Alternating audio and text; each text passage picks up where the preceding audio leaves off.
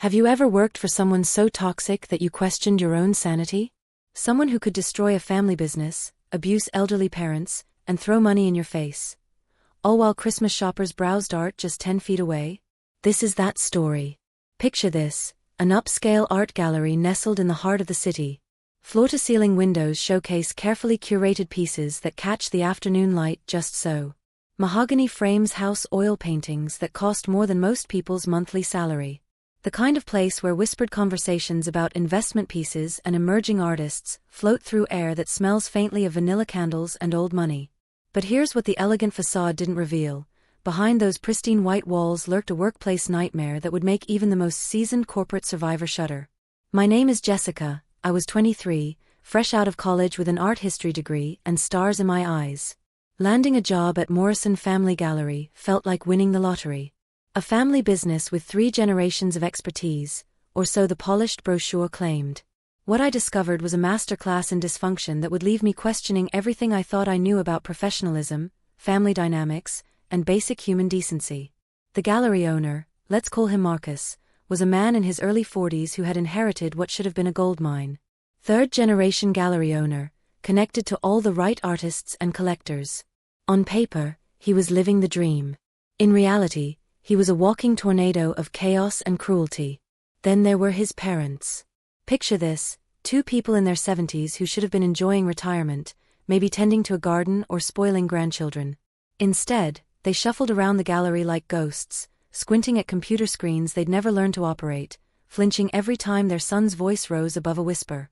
His father, Robert, had built this gallery from nothing in the 1960s. Worked 16-hour days, charmed clients, knew every artist worth knowing. Now he sat hunched over an ancient desk, pecking at a keyboard with 2 fingers while his son berated him for entering client information incorrectly. His mother, Eleanor, had the kind of grace that spoke of old-world elegance. She'd once hosted wine and cheese openings that were the talk of the art world. Now she answered phones with trembling hands, apologizing profusely to confused clients about appointments that had never been properly scheduled. And then there was me. The employee who thought hard work and dedication would be appreciated. The naive young woman who believed that family businesses meant warmth and mentorship. I was so wrong. It started small, the way toxic situations always do. A missed appointment here, a forgotten meeting there. Marcus would breeze in around noon, if he showed up at all, with the kind of casual indifference that made my stomach churn. "Oh, did I have a client at 10? He'd ask, already knowing the answer as I stood there in my best professional attire, having spent 2 hours entertaining a collector who'd driven 3 hours to see a specific piece. But I rationalized it. Every job has its challenges, right? Every boss has their quirks.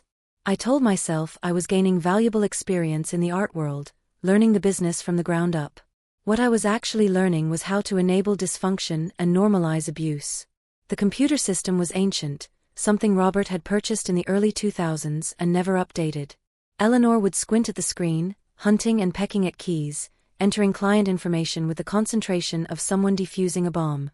Invariably, something would go wrong. Phone numbers transposed, addresses incomplete, appointment times that made no logical sense. Every evening, after the gallery closed and the last client had left, I'd sit at that computer for an additional hour, sometimes 2, untangling the web of confused entries. Robert and Eleanor would hover nearby, apologizing profusely, their voices carrying the weight of people who knew they were drowning but couldn't figure out how to swim. "I'm so sorry, dear," Eleanor would whisper, wringing her hands. "I just can't seem to get the hang of this contraption." Meanwhile, Marcus would be long gone, leaving me to clean up the mess while his elderly parents beat themselves up over their technological struggles. The irony wasn't lost on me. The people who'd built this business from nothing were being treated like incompetent children by the man who'd inherited their legacy. It was a Tuesday in late November. The kind of crisp autumn day when the light streaming through the gallery windows made every painting look like a masterpiece.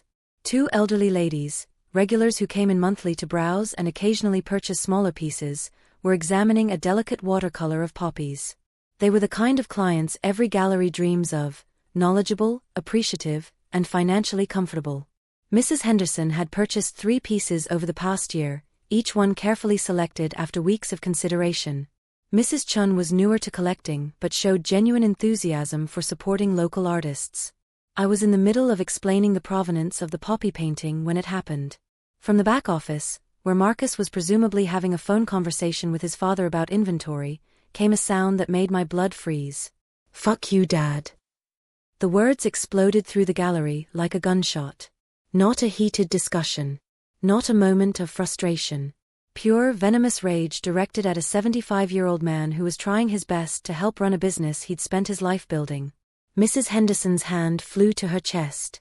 Mrs. Chen's eyes went wide with shock.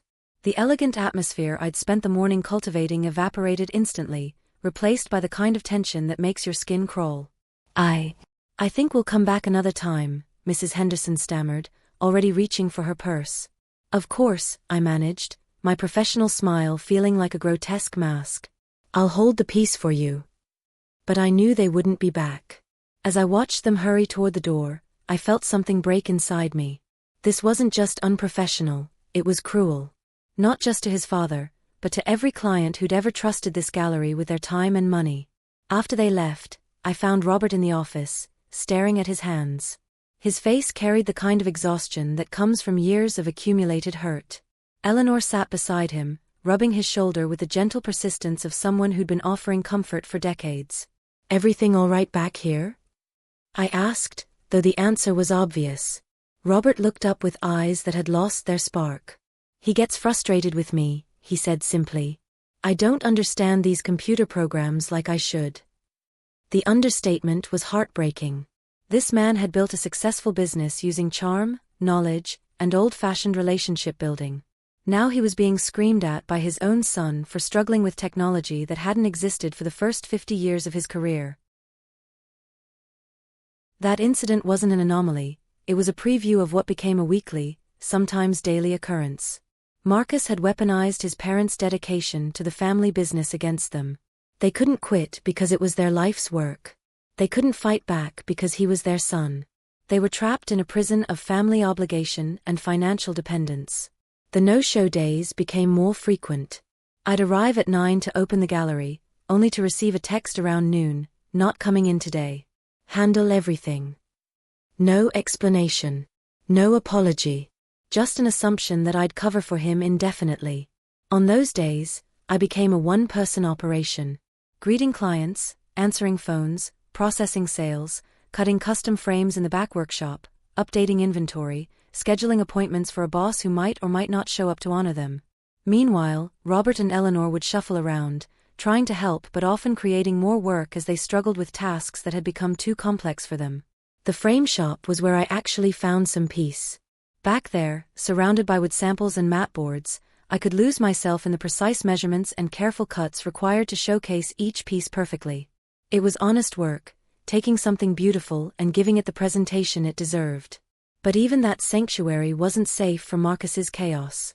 He'd promise clients rush jobs without consulting me about timing, agree to custom framing specifications that were technically impossible, and quote prices that barely covered materials, let alone labor. "Can you have 6 custom frames ready by tomorrow?" he'd ask casually, as if I were a machine that could work miracles overnight. When I'd explain the impossibility, that proper frame construction takes time, that rushing the process compromises quality, he'd wave dismissively. "Figure it out. The client is important." Everything was urgent to Marcus, except actually showing up to handle it himself. December arrived with its usual promise of holiday sales and year-end bonuses. For most retail establishments, the Christmas season represents opportunity. For our gallery, it became a perfect storm of Marcus's negligence and his parents' declining ability to handle the increased workload. Custom framing orders poured in as people sought unique gifts for art lovers. These weren't simple jobs, we're talking about family heirlooms, original paintings, limited edition prints that required archival materials and museum-quality presentation. Each piece told a story, carried emotional weight that couldn't be replaced if something went wrong. Marcus's response to this surge in business? He started showing up even less frequently. "I need to focus on acquiring new pieces," he'd announce, as if disappearing for 3 days to visit artists was somehow more valuable than ensuring current clients received their orders. Meanwhile, I was working 12-hour days. Arriving early to prep frames, staying late to finish rush orders, and spending my lunch breaks teaching Robert and Eleanor how to process credit card payments for the 5th time that week. The breaking point came on a particularly brutal Thursday. We had 7 custom framing jobs due by Saturday, 3 major sales to process, and 2 potential acquisitions to evaluate. Marcus was nowhere to be found, naturally. His phone went straight to voicemail. Robert was struggling with a price calculation that should have taken 5 minutes but had stretched into an hour. Eleanor was on the phone with a confused client who'd been promised their piece would be ready a week ago. I was in the back, frantically trying to meet impossible deadlines while maintaining the quality standards that kept clients coming back. That's when my paycheck was due. December 20th. 4 days before Christmas Eve, 5 days before Christmas Day. The kind of date that should signal joy and celebration, not financial panic. My landlord, Mr. Peterson, was not a patient man. He was also not unreasonable. Rent was due on the 15th of each month, a schedule I'd never missed in the 3 years I'd lived in his building. But Marcus's chronic lateness with payroll had finally caught up with me. It wasn't just lateness, it was inconsistency. Sometimes he'd pay on time, sometimes a few days late, sometimes a week. His excuse was always the same: cash flow issues with the gallery. But I'd seen the sales reports. I knew how much money flowed through those elegant white walls. The problem wasn't cash flow, it was priorities.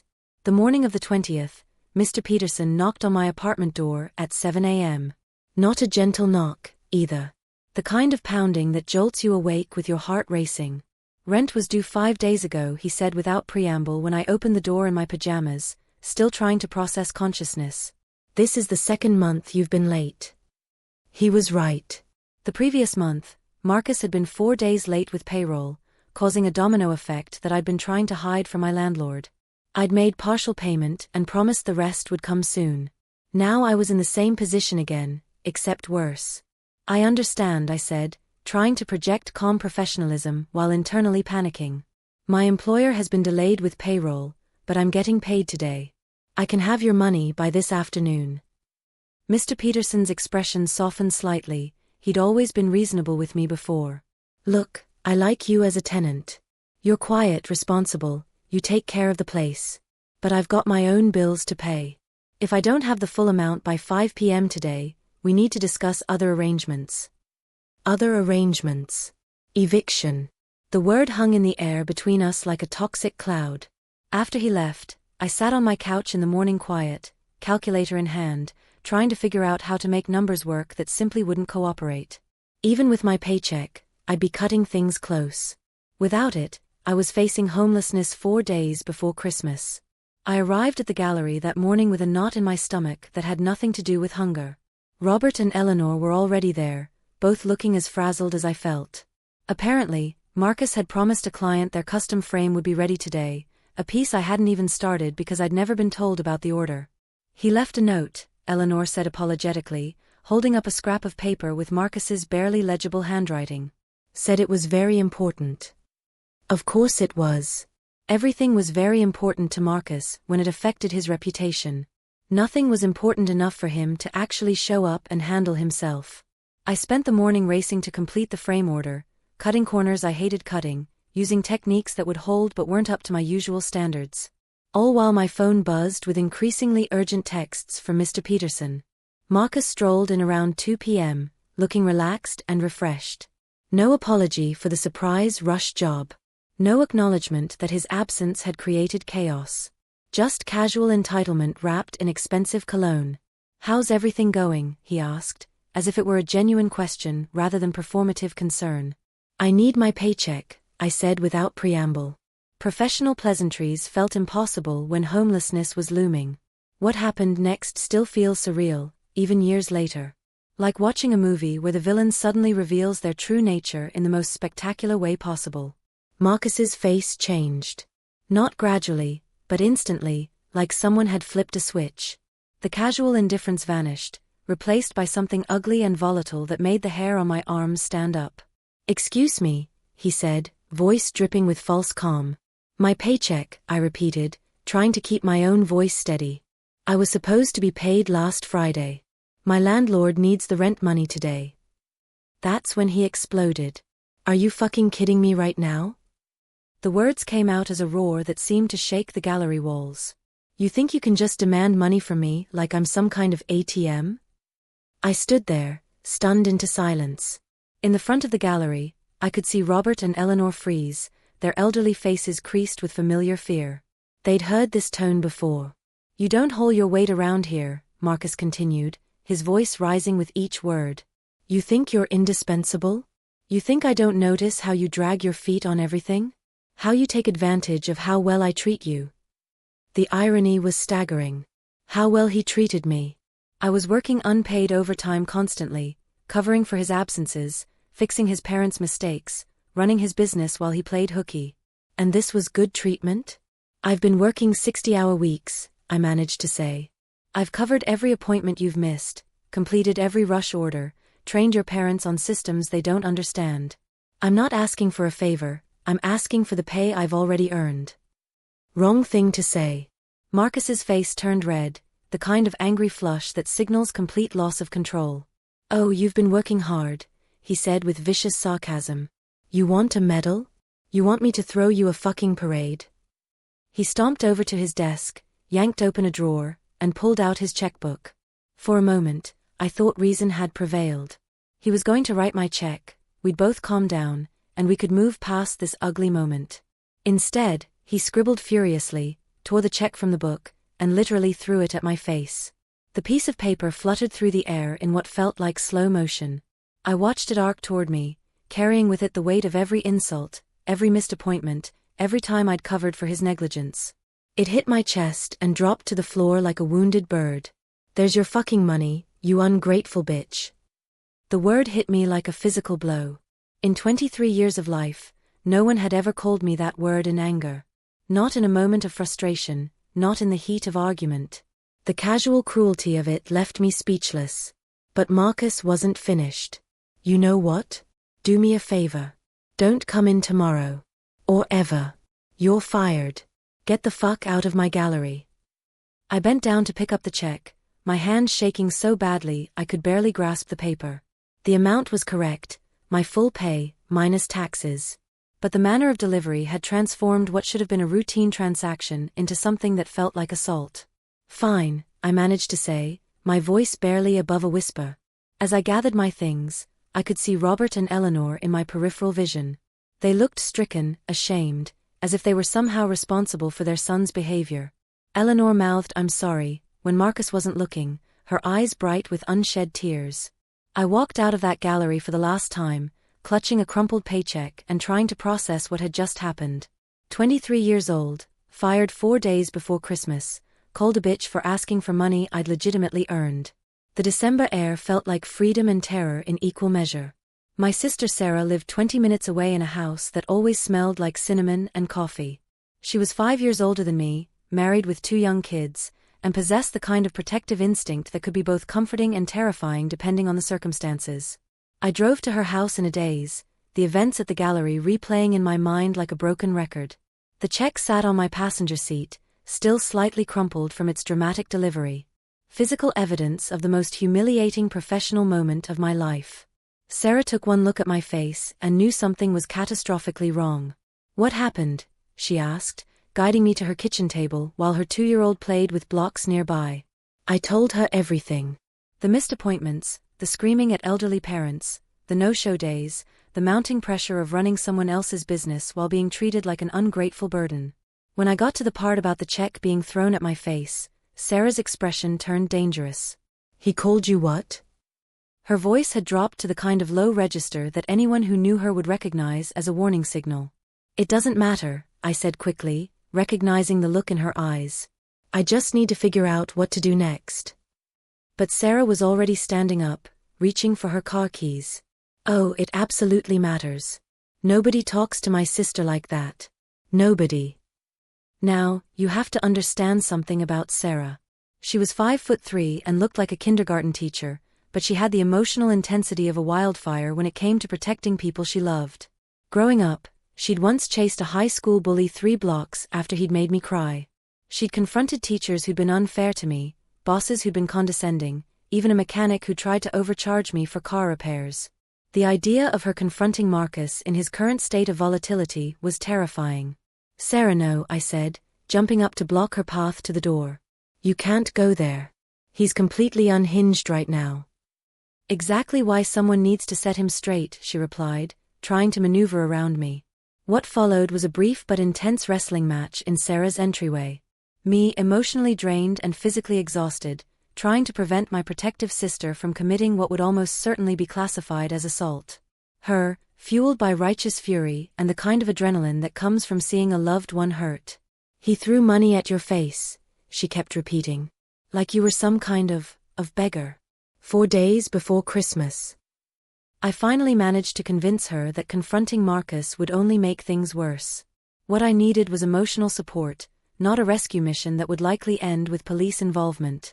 Reluctantly, she put down her keys, but the dangerous glint in her eyes suggested this wasn't over. 2 days passed. 2 days of job hunting, of explaining to potential employers why I was suddenly available 4 days before Christmas, of trying to spin terminated for asking for my paycheck into something that sounded less catastrophic on job applications. I was sitting in my apartment, laptop open to various employment websites, when my phone rang. Unknown number with the gallery's area code. My first instinct was to let it go to voicemail. Nothing good could come from that conversation. But curiosity won out. Hello? I answered cautiously. It's Marcus. His voice sounded different. Smaller somehow. Less aggressive. Almost apologetic? Marcus, I said, my tone carefully neutral. Look, He paused, and I could hear him taking a deep breath. I was completely out of line the other day. Totally inappropriate. I've been under a lot of stress lately with the Christmas rush and some personal stuff, but that's no excuse for how I treated you. I said nothing.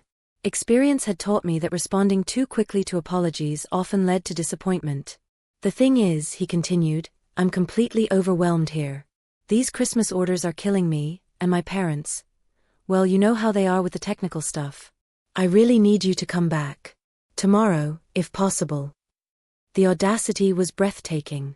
He'd called me a bitch, thrown money at my face, fired me in front of his elderly parents, and now wanted me to return like nothing had happened because his poor planning had caught up with him.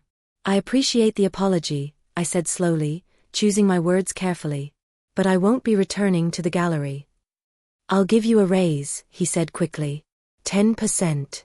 15, even. And I promise nothing like that will ever happen again. The desperation in his voice was almost satisfying. Almost. But I'd learned something important in those 2 days of reflection. My sanity and self-respect were worth more than any paycheck, even one with a 15% increase. The answer is still no, I said. I wish you the best with the Christmas rush. I hung up before he could respond, feeling something I hadn't experienced in months, the satisfaction of setting a boundary and sticking to it. 6 months later, I heard through industry connections that the gallery had closed. Permanently. Apparently, Marcus's pattern of alienating employees and clients had finally caught up with him. The Christmas rush that he'd been so desperate to handle had been his last. Robert and Eleanor, I learned, had moved to a retirement community in Florida. They'd sold their share of the gallery building and were reportedly enjoying their first real retirement in 50 years. No more computer systems to struggle with. No more walking on eggshells around their volatile son. As for me, I found a position at a museum 6 weeks later. Better pay, normal hours, and a supervisor who said please and thank you, and had never once thrown anything at anyone. The bar had been set remarkably low, but every day felt like a gift. The experience taught me something valuable about toxic workplaces and the people who create them. Marcus wasn't just a bad boss, he was someone who had confused control with leadership, fear with respect. He'd inherited a successful business and slowly destroyed it through entitlement and cruelty. But more importantly, I learned that you can't fix toxic people by being a better employee. You can't earn respect from someone who fundamentally doesn't respect others. And you definitely can't build a career on the hope that someone will eventually appreciate your sacrifices. Sometimes the best thing you can do is walk away. Even when it's scary. Even when it's 4 days before Christmas. Even when they call and beg you to come back. Because here's the truth I wish I'd known at 23, your peace of mind is not negotiable. Your dignity is not for sale. And no job, no matter how prestigious or well-connected, is worth sacrificing your sense of self-worth. The gallery might have closed, but I learned something that served me well in every job since. Know your value, set your boundaries, and never let anyone throw your paycheck at your face.